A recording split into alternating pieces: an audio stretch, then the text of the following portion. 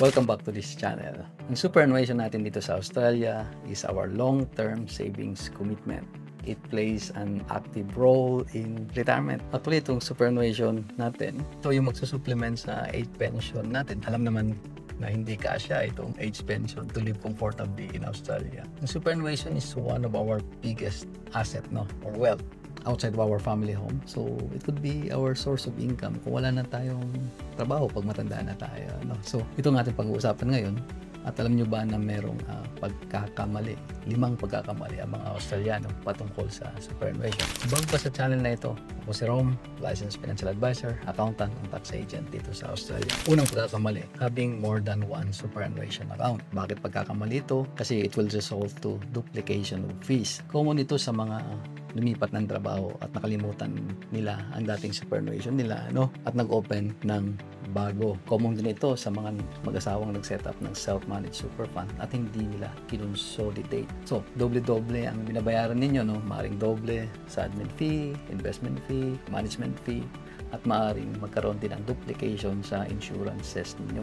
At lahat yun ay may premiums, no, na binabayaran. Mas makakatipid siguro kayo o mas mabuti na i-consolidate nyo into one inyong superannuation. Pangalawa, not investing in growth assets. So itong superannuation, di ba, nabanggit ko kanina na it's a long-term savings commitment. So maaring it will be invested in 30 to 40 years, no? At karamihan sa mga Australiano na maaring nasa default investment products lang kayo kasi maaaring hindi nyo alam na merong ibang investment option, no? Economic history, economic theory na yung growth assets will always outperform cash or time deposits, no, or bonds, lalo na kung pag-uusapan natin ay 30 o 40 years.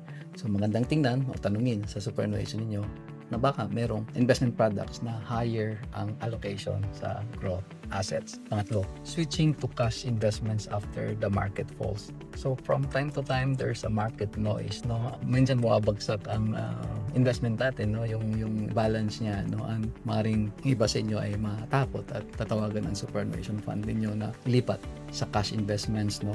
Magbigyan nila ako ng example like yung nangyari nung COVID, nag-lockdown ng Australia, and during that time maaring nag-fall yung super fund natin from 20 to 30% in just one day nung nag-lockdown. Karamihan tumawag sa super fund nila at pina-convert sa cash to prevent further losses. Pero alam nyo ba, during that year, no, in 2020, end of that year, superannuation fund ended up in a positive pa, no? Hindi siya nakarecover siya during that year din, eh. Common example again is yung trade war ni Donald Trump, no? Sometime in April 2025. Bumagsak din ang ating investment that time, pero tingnan nyo ngayon, no, naka-recover din. So follow siguro the trend, lalo na kung 40 years naman ang pag-uusapan, no? Hindi mo naman kukunin yan next year yung pera mo. So wag mo pansinin yung market noise siguro, no? It's a long-term investment naman itong ating superannuation. And of course, yung mga may edad naman, no, and close to retirement, you need to make a proper investment allocation naman dyan para at least hindi naman maapektuhan yung pera ninyo. Number 4, paying too much fees, no? Ang superannuation natin, hindi yan libre, no?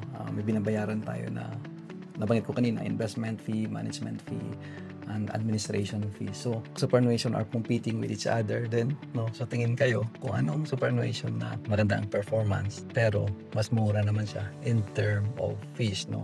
Time nyo i-research nyo rin kung ang industry super fund, which is laging mas mababa ang kanilang fees compared to retail super fund na maaring medyo mataas naman pero may mga ibang investment products naman sila na available. Ang pang-5, not making extra or voluntary contribution, no? Maganda mag-ipon sa superannuation. You save taxes legally by putting money into superannuation. Like yung binabanggit dito na if you save money for your future, you will be rewarded by government by tax rebate. You can claim that extra contribution as a tax deduction sa inyong tax return, no? Provided you submit a valid notice of intent sa inyong superannuation. Kausapin yung mga accountant nyo rito, ano?